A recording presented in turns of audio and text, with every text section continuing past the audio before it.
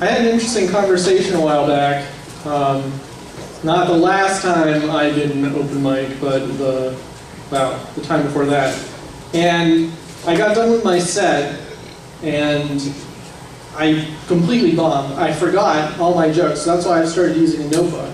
I completely forgot everything I was doing right in the middle of a joke. So I was like, and now I'm done. And I just got down, and this total stranger came up to me and he said, "Oh man, your couple jokes that you finished, they were pretty funny, you know, you shouldn't preface your jokes with explanations." And I was like, I never actually do that except just now. That was his biggest criticism. I'm like, no, I really never do that. And then he says to me something that really stuck with me. He was like, Emrys, you know my name. He was like, you look about 1,000 times more comfortable on stage than you do just talking with me one-on-one. And that really stood out to me because it's absolutely true. The group of you are far more welcoming to me than any one of you in particular.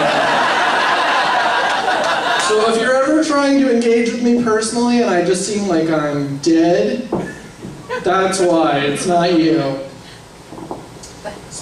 Speaking of my dead-eyed stare, I was at work the other day, and it's in a kitchen, so tempers sometimes flare. And this woman got on my nerves, and I gave her this look, and it probably burned a hole all the way through her because she instantly vanished. She was just gone.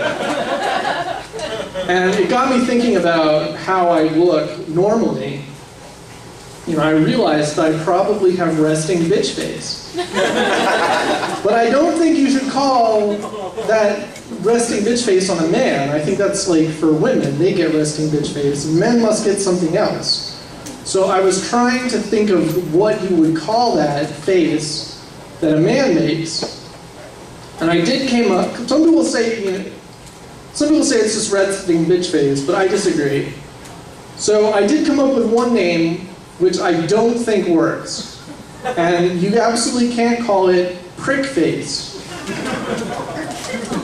The reason for that is that prick face is obviously the face that a man makes after performing oral sex on another man. That's prick face. Now, I know the face that a man makes when he performs oral sex on a woman. For me, that face is laughter. Because I just love that her body is spasming, you know, in the throes of climax. I'm like a puppet master, you know.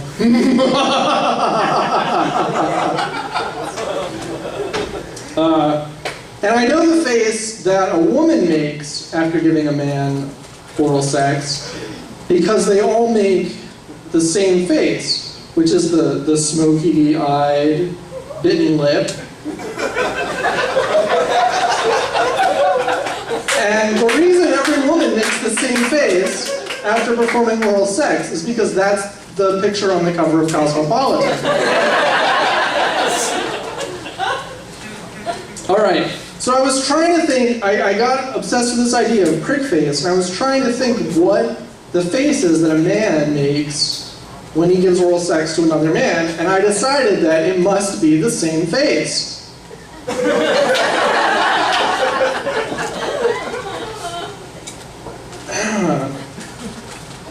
I want to talk about something that's near and dear to me. It's an important event that happened in my life, which was when I found my new direction. You should never turn your back on a new direction. When you see a new direction, you have to jump on it and take it as far as it'll go. The best thing about a new direction is when it's over. When a new direction is presented, it's hard to ignore. Never dive into a new direction face first.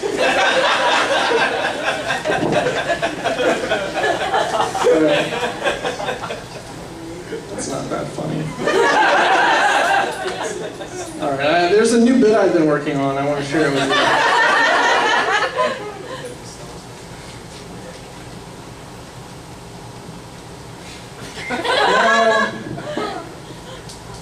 it's important to, see, the thing is that there's a lot of things that happen in a man's life that I don't think people can really relate to. And that is, like, half of us can relate to it, you'll understand. The other half, not so much, and that is the care and maintenance of your dick.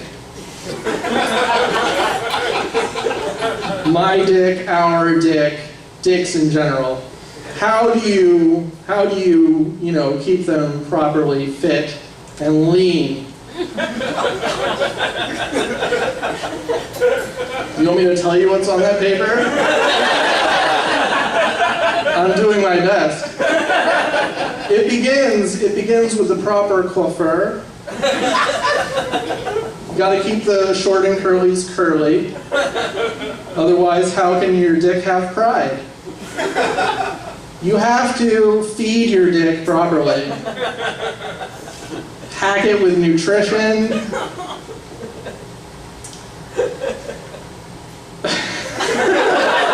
Pack it with flavor. It says dick foods.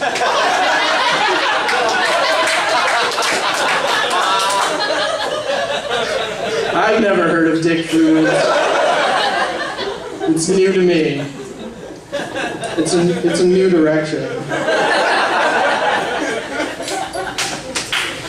I want to talk about something not near and dear to my heart, a little lower, more my pelvic region, while we're on the subject of dicks. But it's not my penis, even though my penis was recently declared the most magnificent penis in the world. I'm not surprised if you hadn't heard. It was a very private ceremony.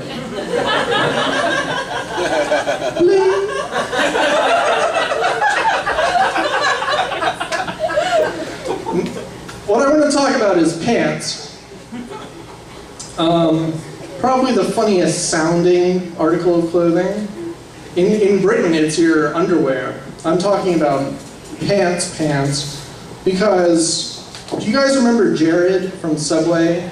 You remember those billboards where it was just Jared's, like, giant sailing pants? His pants that were, like, bigger than a man is, in every direction. Well, I'm getting closer to buying Jared pants every year, and it makes me sad. Walmart is planning to start charging me an extra $2 just for the privilege of wearing their oversized pants. So, I think that we should stop calling them big and tall and start calling them clown pants for ridiculously proportioned gentlemen.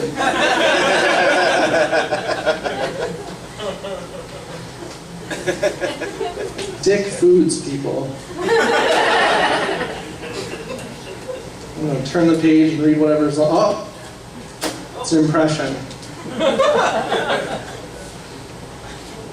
This is an impression that I'm going to do of myself successfully parallel parking my car on the first try.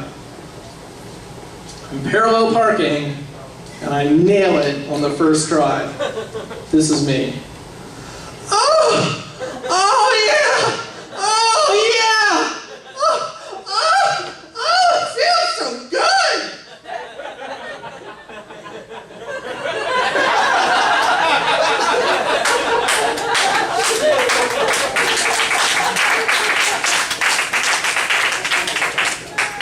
I've done this joke a couple of times now, and the first time nobody laughed.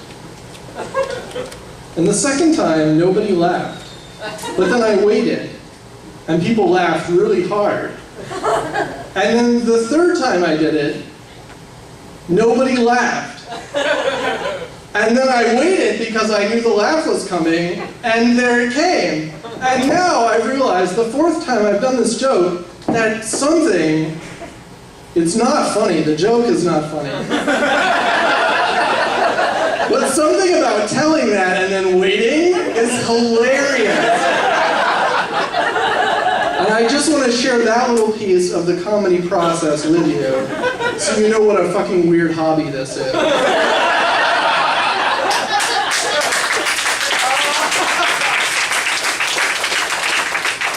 Thank you, everyone, my loving crowd.